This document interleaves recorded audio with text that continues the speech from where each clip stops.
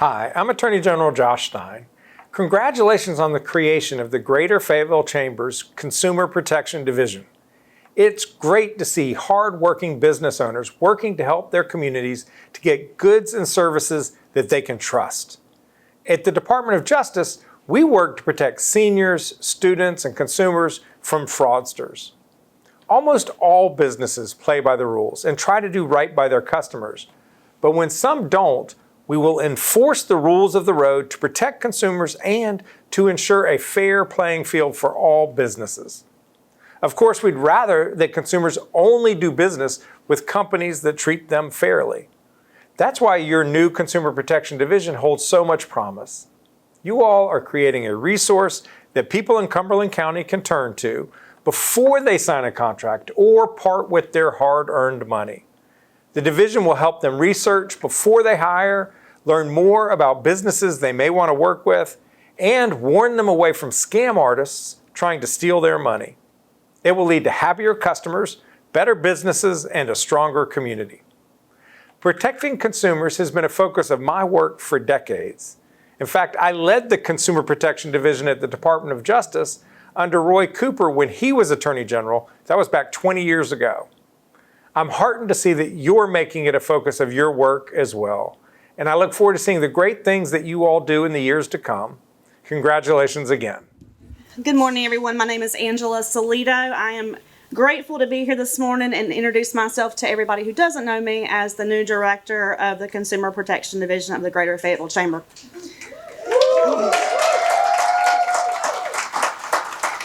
For decades, consumers in Cumberland County and the surrounding area have felt the pressure of seeking out trusted and transparent businesses to shop and spend their money with.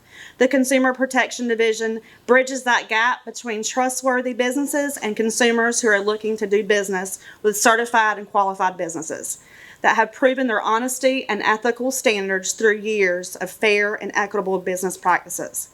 I'm excited to lead this initiative, bringing confidence back to the consumer and highlight a network of businesses that have shown integrity in that area. We will create accountability that fosters trust and transparency in the marketplace, thus promoting ethical business practices, as it says in our mission statement. With the transient nature of Cumberland County, the ever-changing consumer can benefit from an esteemed network of trusted businesses. The Consumer Protection Division offers services around three basic concepts. One, we are a network of members that have passed background screening and have taken a pledge to do business ethically and honorably. Two, we publish a directory of businesses within our network so consumers know which local establishments are trustworthy and strive for complete customer satisfaction. Number three, we can publish scam warnings for both the establishment within the division's network and the consumers that are interested in a greater sense of security. Every day, we work hard to ensure consumers prosper from a network of certified businesses that are proven to be reputable by passing rigorous background checks. We pride ourselves in knowing the businesses within our network are all worthy of displaying their certified blue check mark. I invite you and your business to apply for membership and certification so that you may be amongst our network of trusted businesses in the Fayetteville and Cumberland County area. By displaying our certified blue check mark, your clientele can shop with confidence, knowing that you are a trusted business practicing ethical and equitable business standards. I would now like to introduce to you our esteemed District Attorney, Billy West.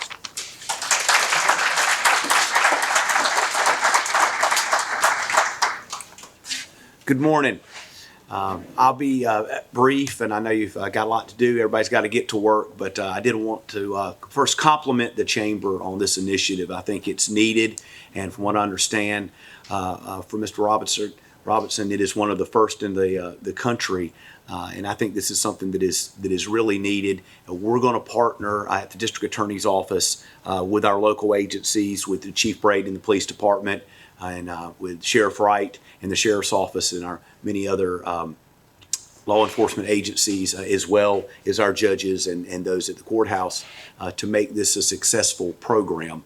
We also have many statewide partners with this. The Conference of District Attorneys has a financial crimes prosecutors section that deals with consumer protection issues and some of these complex cases, because they're some of the more complex ones that we see. You heard from Attorney General Stein, and we work with his office hand in hand on consumer protection issues on a daily basis, as well as U.S. Attorney Michael Easley Jr.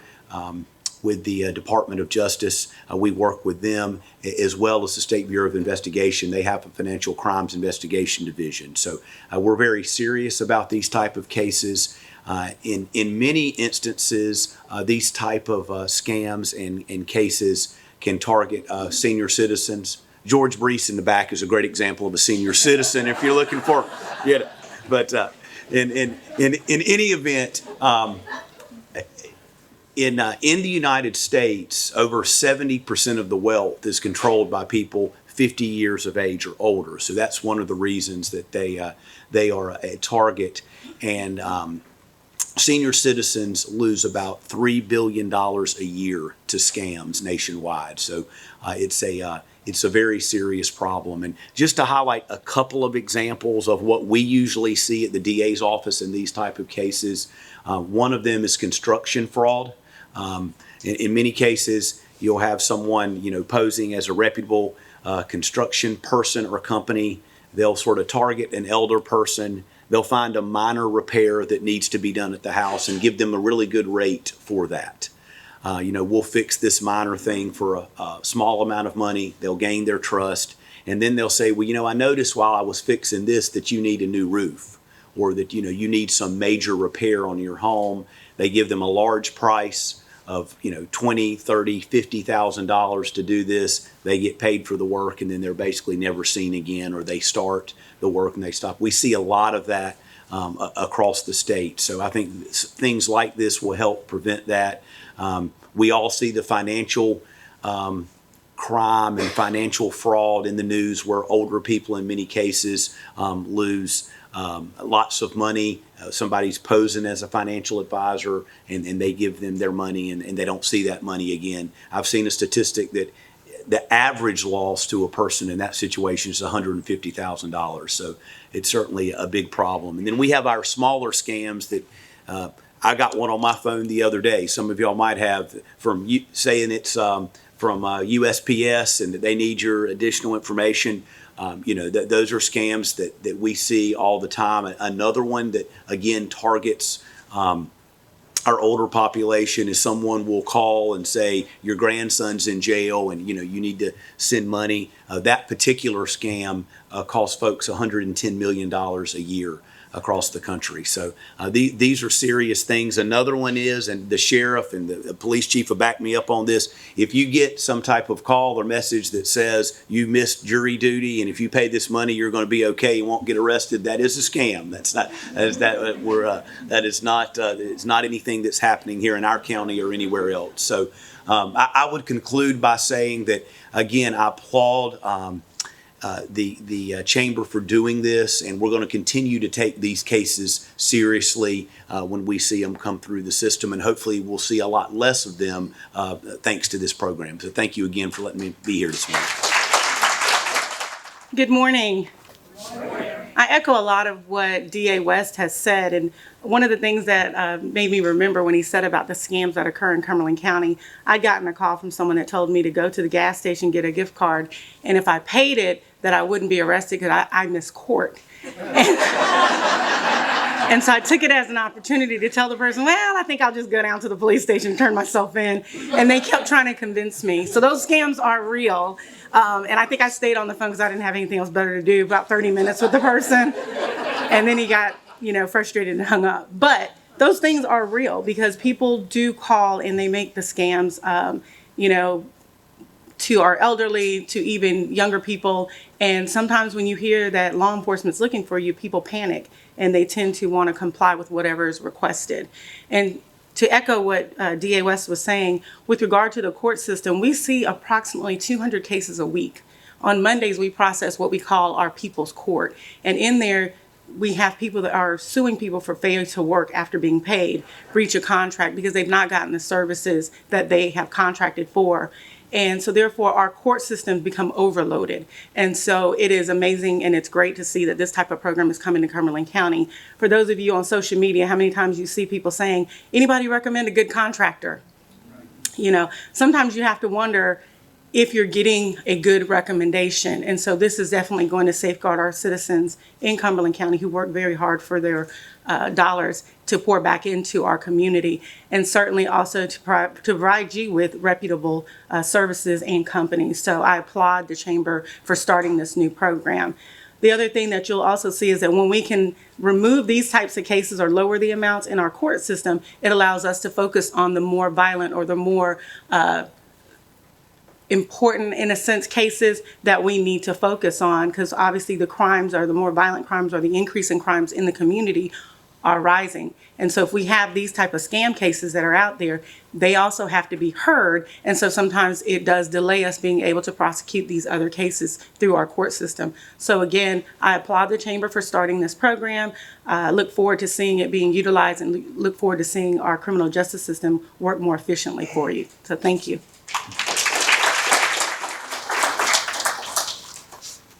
So someone who works these types of investigations from the ground level, over the past decade, we've seen change in the way we do business, from the check my father wrote years and years ago to the digital currencies that we use now, the transactions.